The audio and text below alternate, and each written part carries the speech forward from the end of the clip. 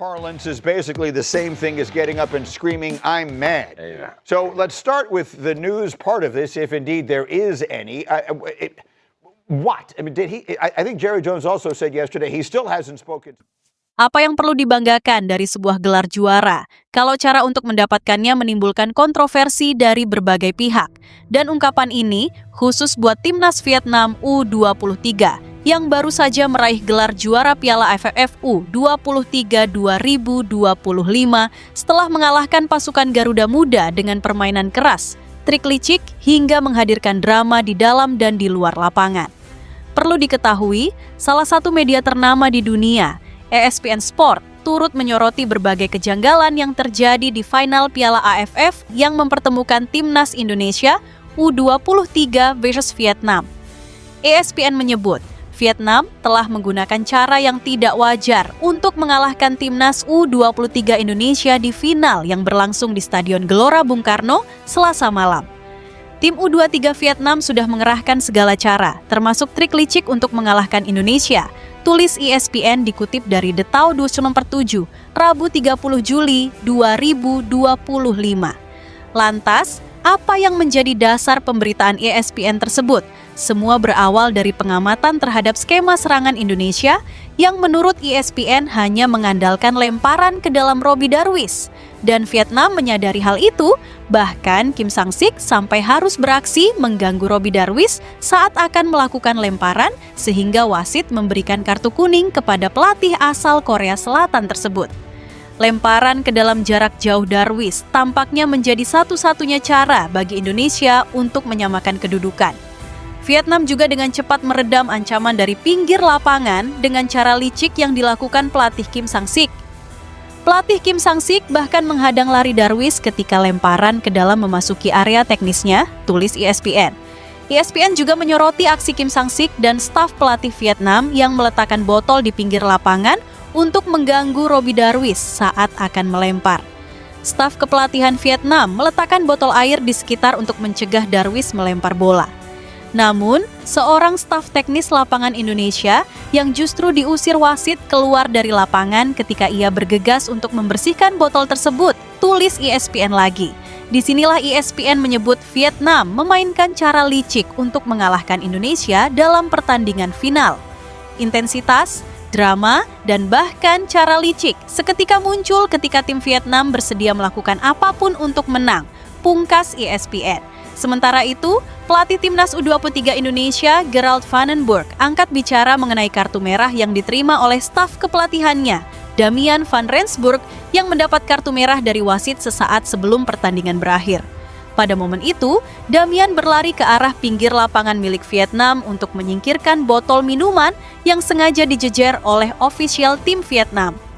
Botol-botol minum yang berserakan tersebut sangat mengganggu Robbie Darwish yang hendak melakukan lemparan ke dalam. Aksi Damian tersebut diketahui oleh wasit dan dirinya langsung diusir dari bench tim. Gerald van den Burg, selaku pelatih kepala, langsung mengatakan bahwa dirinya tidak senang dengan kejadian itu.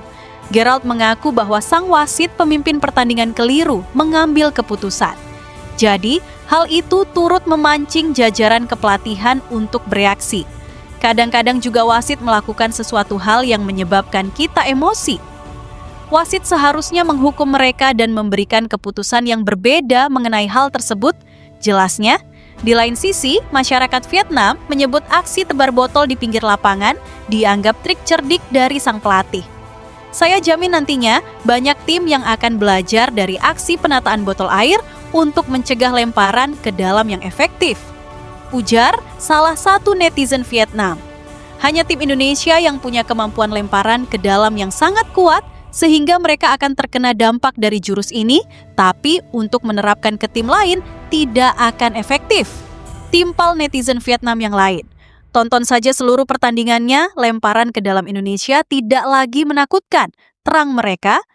Sementara itu, matchday pertama grup A Piala AFF U23 di Stadion Utama Gelora Bung Karno antara Timnas Indonesia U23 versus Brunei U23 bak mimpi buruk bagi kiper muda Brunei, Khairul Hisham bin Haji Norihwan. Bagaimana tidak, kiper Brunei Darussalam ini harus menelan pil pahit kebobolan demi kebobolan.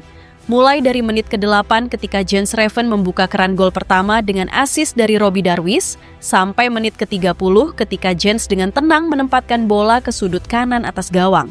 Seolah-olah dia sedang berlatih penalti sendirian. Yang bikin kiper Brunei ini makin frustasi, setiap usaha penyelamatan yang dia lakukan seperti sia-sia belaka. Pola serangan Indonesia yang datang dari segala arah, tidak hanya dari Jens Reven, tapi juga dari pemain-pemain lain yang ikut berbagi jatah gol. Berdasarkan analisis saat pertandingan, kiper Brunei U23 sempat terlihat tidak fokus setelah kebobolan gol ketiga. Gerak-geriknya mulai terlihat ragu-ragu, seolah-olah dia sudah pasrah dengan nasib yang akan menimpa gawangnya.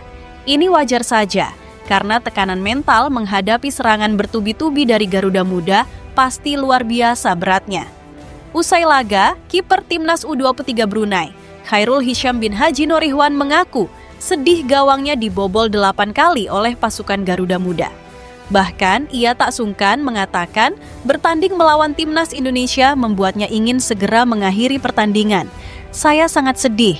Siapa yang tidak sedih kalau gawangnya kebobolan 8 kali? 1 kali saja sedih, apalagi ini berkali-kali.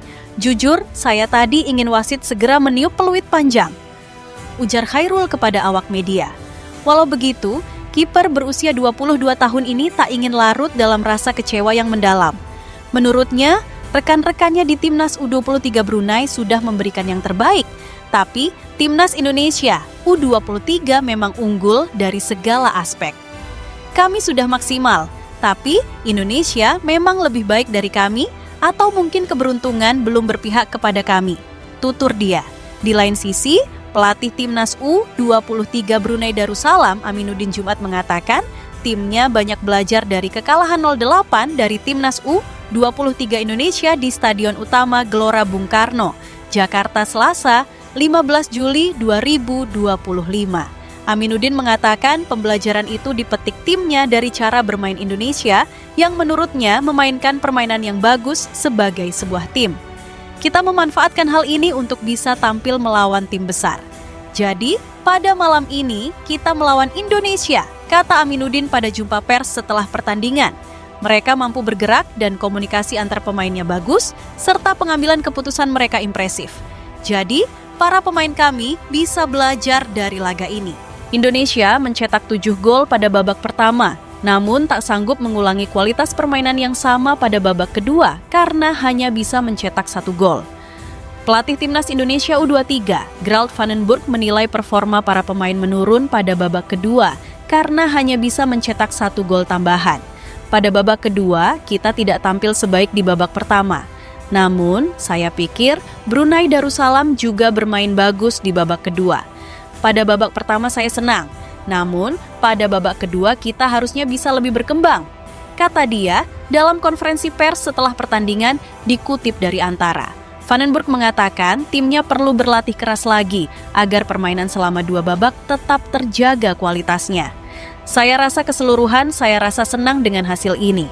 Gap antara babak pertama dan kedua memang terlalu tinggi, jadi kami harus berupaya dalam latihan supaya kedepannya tidak terlalu jomplang, kata pelatih asal Belanda tersebut. Sementara itu, berdasarkan rekam jejak pertemuan kedua tim, Brunei Darussalam memang selalu jadi lumbung gol bagi timnas Indonesia di berbagai tingkatan. Kali ini, giliran generasi U23 yang merasakan pesta gol di hadapan tetangga ASEAN ini. Setiap kali bertemu Indonesia, entah itu di level senior maupun junior, gawang Brunei selalu jadi sasaran empuk. Trauma psikologis ini pasti sudah mengakar dalam di setiap kiper yang membela negeri sultan itu. Berdasarkan kabar yang beredar di media sosial, para netizen Brunei bahkan sudah mulai mempertanyakan kesiapan mental timnas mereka menghadapi Indonesia. Banyak yang berpendapat bahwa masalah utama bukan hanya pada kualitas teknik, tapi juga pada mental yang sudah down duluan sebelum pertandingan dimulai.